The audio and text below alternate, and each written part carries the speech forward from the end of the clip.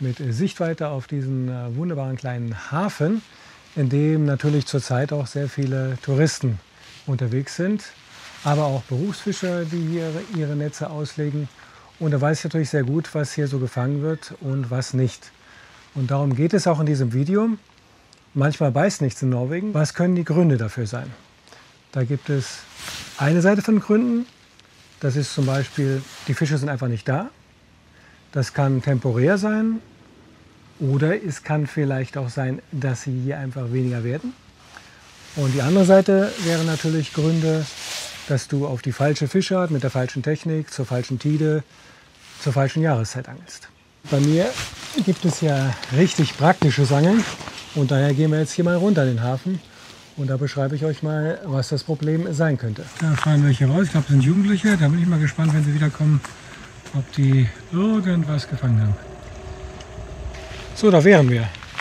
Hier steht ein Camper, ein Megacamper, ein alter Mercedes-Benz, allerdings aus UK mit wirklich allem dabei. Kajaks und aufblasbares Boot, alles wohl draufgepackt.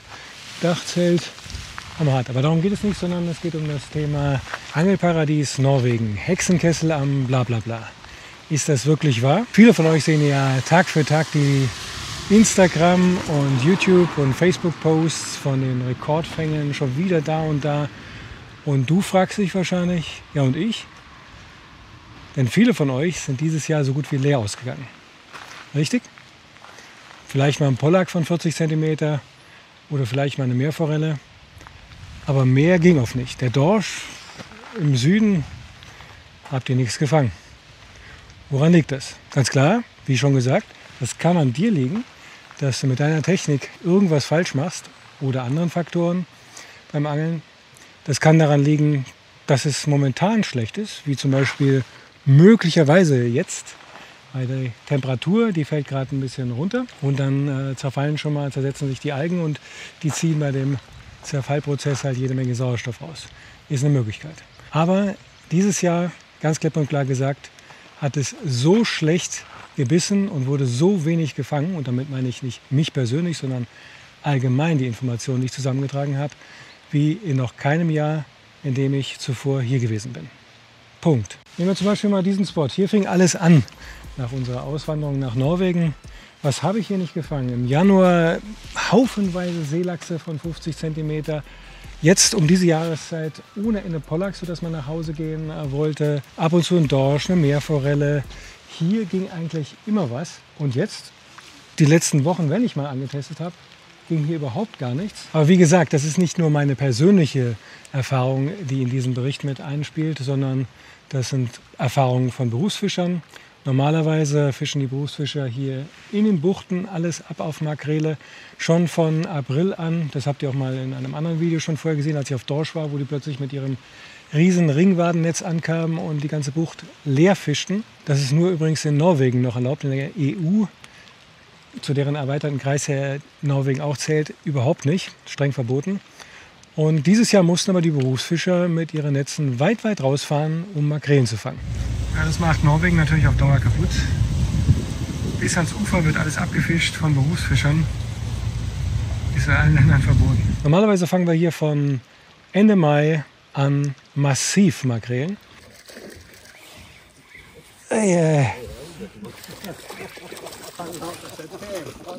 Maybe too much for the rod. Wow.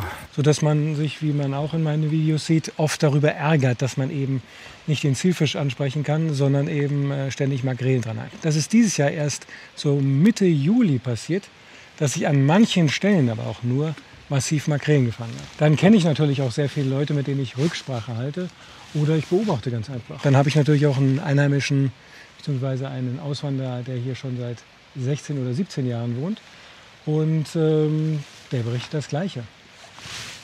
Mit Leuten, mit denen ich über Facebook mich unterhalte, die hier fest wohnen und auch ehrlich sind, dasselbe. Es gibt natürlich immer wieder so Ausreißer von Fangmeldungen, die womöglich dann auch stimmen können, wo dann Massenfänge entstanden sind, wie zum Beispiel von mir selber in Værlandet. Das ist eine kleine Inselgruppe, die liegt ein bisschen vor der Küste. Da ist natürlich kaum Tourismus und auch ansonsten kaum Fischerei. Und da habe ich zumindest jede Menge Pollacks gefangen. Das war aber wirklich so ein Ausreißer. Und hier an meinem Spot, wie gesagt, da ging bisher dieses Jahr nichts Nennenswertes. Sonst hättet ihr schon längst ein Video davon gesehen. Es können also nicht solche kurzfristigen oder temporären Faktoren sein, wie zum Beispiel gerade eben hier jede Menge Dreck im Wasser und Sauerstoff wird entzogen. Das kann natürlich immer mal sein. Oder eben durch zu viel Regen das Wasser einfach zu süß. Oder was natürlich auch eine Rolle spielte dieses Jahr, die Hitzeperiode. Über 2 Wochen voller Sonnenschein und Temperaturen bis 30 Grad. Das ist klar. Aber es war, wie gesagt, das ganze Jahr weit, weit unterdurchschnittlich. Und zwar nicht irgendwie, sondern katastrophal, finde ich jedenfalls für Norwegen. Ja, woran kann das denn dann liegen, dass so plötzlich, vor allen Dingen so abrupt, so wenig beißt? Schon zur Dorschsaison fiel es auf. Normalerweise an meinen Dorschplätzen habe ich bis zu 6 Dorsche in 2 Stunden gefangen. Und viele habe ich davon zurückgesetzt. Also nicht alles entnahmen und selber schuld, jetzt sind die Fische weg. Und dieses Jahr war es so, da habe ich tatsächlich mehrere Versuche gehabt, die komplett leer ausgingen. Und das zwischen Mitte Februar und Mitte April, der besten Dorschzeit hier. Dann wurde das so ein bisschen normaler. Es kamen halt so die ersten kleinen Seelachse, also wirklich die bis 40 cm. Die bissen dann so ein bisschen, aber Pollachs, auch komplette Fehlanzeige. Dann kam so ein ganz kleiner Lichtblick wieder. Wir fingen ein paar Großköhler, habe ich auch gepostet. Allerdings war es das dann auch. Auf die großen Köhler warte ich bis heute, die man eben in meinen anderen Videos aus den zurückliegenden Jahren sieht. Es kann eine Rolle spielen, die Titanfabrik, die habe ich schon öfter angesprochen. Die hat inzwischen aber einen Stopp bekommen, beziehungsweise sie darf kein Erdreich mehr in den Fjord verbringen. Aber wie gesagt, das ist kein lokales Phänomen, sondern das betrifft ganz Norwegen. Auf meiner Reise nach Nordnorwegen wollte ich ein Fishing Camp besuchen. Mal guten Tag sagen, Bekannte ja. Und da bekam ich eine sehr merkwürdige Absage, warum ich denn im Moment da nicht vorbeikommen könnte. Ist es verständlich. Ich berichte halt wahrheitsgemäß, bei mir ist nichts gefaked oder geschönt. Und das kann natürlich dann unter Umständen auch geschäftsschädigend sein. Woran kann es noch liegen? Generell die Überfischung auf jeden Fall. Berufsfischer, die wie gesagt einzigartig in Europa hier überall sogar ihre Netze hier spannen dürfen. Jeder Einheimische hat die Erlaubnis, hier ein Netz quer zu spannen und Fisch eigentlich unbegrenzt rauszunehmen. Das sogenannte Jedermannsrecht, von dem auch du profitierst, das eigentlich ja eher für Norweger gedacht war, nämlich Fische mit nach Hause nehmen. Viele von euch, das ist ja klar, die fahren nach Norwegen, um Kasse zu machen. Das heißt, es wird alles mitgenommen, was geht.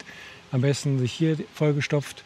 Ja, es sind ja, wie man eben auch inzwischen sieht auf meinem letzten Video, dem Reisebericht, ohne Ende Touristen hier, die eben auch ohne Ende Fisch rausnehmen.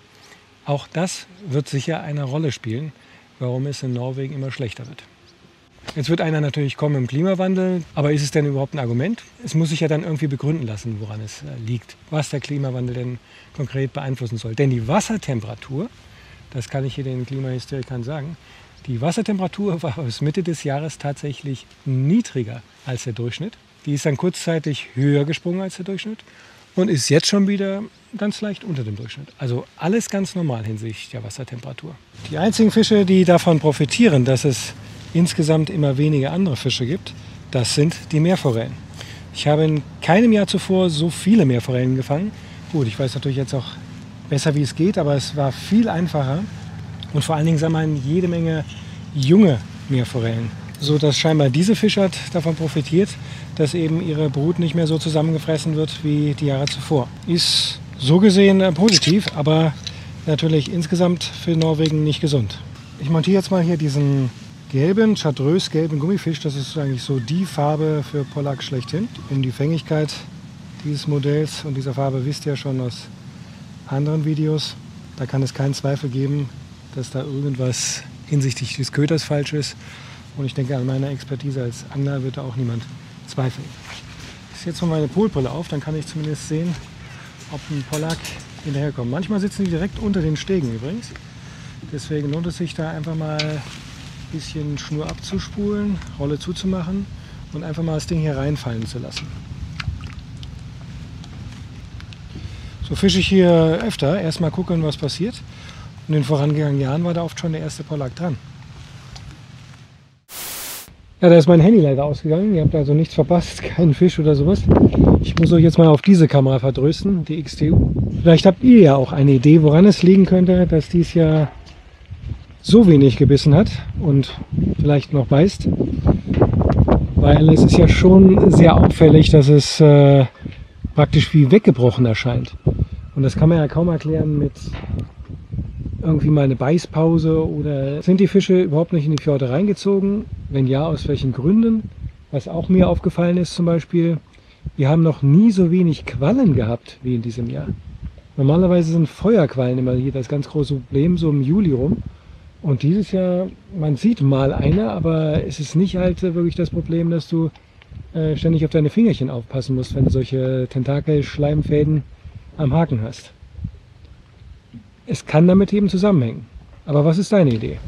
Auch wenn ich mich mit Einheimischen unterhalte, jetzt auf meiner Reise zum Beispiel, überall das Gleiche. Also braucht jetzt keiner mit Ausreden kommen, ja bei uns, da wurde aber tonnenweise gefangen und sowas. Es war überall das Gleiche und ich konnte es ja auch eben auch beobachten. Falls du das anders siehst und sagst, bei dir war es eigentlich wie immer oder sogar besser, dann biete ich dir doch eine Challenge an. Ich komme zu dir, mein Camper sollte ja bald wieder fit sein und dann fischen wir mal gemeinsam und überzeugen uns von der Realität bei dir. Ja, hast du dir gedacht, ne? Nee, Hänger. Nachdem ich den Köder an der schweren Route abriss, warf ich noch ein bisschen mit der Baitcaster-Route. Mit kleinen Ködern, mit der Methode Twitching Jigs, ein Garant eigentlich für Salmoniden, kleine Seelachse und Makrelen. Vor allem Makrelen und kleine Köder bis 40 cm sollten zu dieser Jahreszeit und dem Ort in Massen vorhanden sein. Aber nirgendwo einen Fisch zu sehen, zu hören oder zu fühlen. Die Möwen hier, die lachen mich nämlich schon aus. Die suchen eigentlich auch nur hier im Hafen nach den Überbleibseln von den Fischern, sollten sie denn was gefangen haben, was ich noch bezweifle. Aber wer wird denn da die Zukunft so düster sehen, wie ich es tue, oder? Okay, ich bin wirklich ein Pessimist und sehe alles etwas schwarz. Daher bin ich aber heute an einem Sonnentag hergekommen und das muss ich auch sagen, Sonnentage gab es hier in Westnorwegen dieses Jahr ungewöhnlich viel. Statistisch weit mehr als der Durchschnitt, das kann man sagen.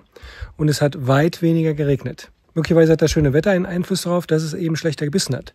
Wobei das schwer zu erklären ist, denn wir angeln nun mal hier auf Salzwasserfische und je weniger Süßwasser im Fjord, desto besser müssten diese eigentlich beißen, oder? Heute gehe ich aber der Sache nochmal genauer auf den Grund und zwar mit den Unterwasserkameras der Firma Chasing bzw. Canfish, die CF1, die Unterwasserdrohne, die meiner Tochter gehört und natürlich die Wurfunterwasserkamera. All diese Produkte habe ich schon in separaten Videos vorgestellt. Herausragend ist für mich vor allen Dingen die unglaubliche Bildqualität. Unter den Booten, unter dem Steg und zwischen den Ketten sind normalerweise immer große Pollacks. Und die Jungköder, die hier normalerweise zu Hunderten herumschwimmen, fehlen komplett. Links unten seht ihr übrigens die einzige Feuerqualle weit und breit. Ja, und hier bin ich aus Versehen mit ihr zusammengestoßen. Nach viel Hin und Her ging der Kampf dann unentschieden aus. Eine Unterwasserkante ungefähr 5 Meter tief. Auch hier sollten eigentlich dicke Pollacks rumwuseln. Hier kommen ein paar ins Bild, die haben aber nur 30 bis 40 Zentimeter.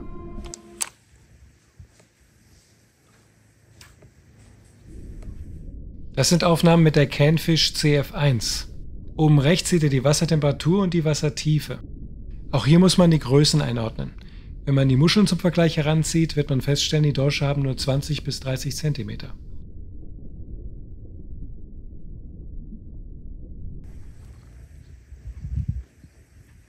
Zum Vergleich, der Gummiwurm hat etwa 13 cm Länge und einen 14 Gramm Kopf.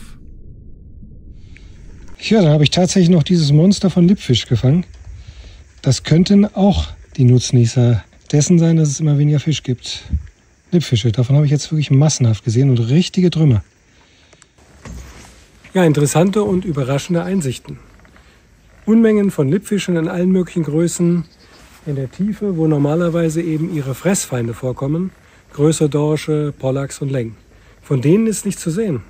Wo sind die hin? Und vor allen Dingen, wo sind die Massen von kleinen Köhlern hin, die hier normalerweise auch die Beute ausmachen? Thunfische, über die habe ich letztes Jahr berichtet, zu dieser Jahreszeit, sollten hier sein, sind sie aber nicht. Vermutlich eben wegen Nahrungsmangel. Kaum Makrelen und eben keine kleinen Seelachse. Woran liegt das? Mich erinnert das ein bisschen an Gran Canaria 2018. Da bist du ab Mitte des Sommers überhaupt nichts mehr. Teilweise 5 Sessions ohne jeden Biss. Der allerhamtliche Barracuda, nix. Stattdessen Kugelfische. Tropische Fische, die dort nicht vorkommen sollten. Aber es lag da definitiv an zu hohen Wassertemperaturen. 25 Grad im August, das habe ich vorher dort noch nicht erlebt. Und danach auch nicht mehr. Und es besserte sich auch in den Folgejahren wieder. Die Fischbestände erholten sich dort. Es lag also eindeutig an zu hohen Wassertemperaturen. Und da gibt es vielleicht einen Zusammenhang. Zwar nicht direkt mit der Wassertemperatur, aber die Kanaren werden von dem Golfstrom beeinflusst und Norwegen natürlich auch. Und der Golfstrom ist ja keine Konstante, die so wie ein Uhrwerk um sich herum kreist, sondern es wabert halt immer. Möglicherweise liegt es einfach daran, dass dieses Jahr eine ziemlich ungünstige Meeresströmung hier in Norwegen ist. Zu wenig Nahrung und deswegen zu wenig Fisch. Aber ich habe noch eine andere schräge Hypothese. Was heißt schräg? In den letzten Jahren haben wir so eigenartige Sachen mitgemacht, die man sich vorher hätte niemals denken können. Und daher finde ich meine Hypothese eigentlich gar nicht so undenkbar. Peng! Mit einem Schlag war die Gasversorgung ganz Europas weg. Und so ein Zufall, Norwegen hat einen Tag nach dieser Sprengung eine eigene Pipeline eröffnet von Norwegen nach Polen. Könnte es also sein, dass der Gegner in diesem Wirtschaftskrieg sich gerächt hat und eine Möglichkeit gefunden hat, Norwegens zweitgrößten Wirtschaftszweig zu zerstören oder anzugreifen? Die Fischerei? Oder zerstört Norwegen sich einfach selbst, indem sie das Land einfach zu sehr ausbeutet? Zum Beispiel ist der Unterseebergbau inzwischen zugelassen, bei dem man Titan und andere Metalle aus dem Erdreich draußen auf See ausgraben darf und eben wirtschaftlich nutzen kann. Dass dabei entsprechend Chemie eingesetzt wird, ist wohl klar. Zusätzlich zu der ganzen Unruhe, zu den Umwälzungen, auch das könnte natürlich Fische vielleicht abhalten, in Regionen reinzuziehen. Wie dem auch sei, wir werden es nächstes Jahr sehen. Ah. Have you got a good fisk? I haven't got anything. Aha. Empty.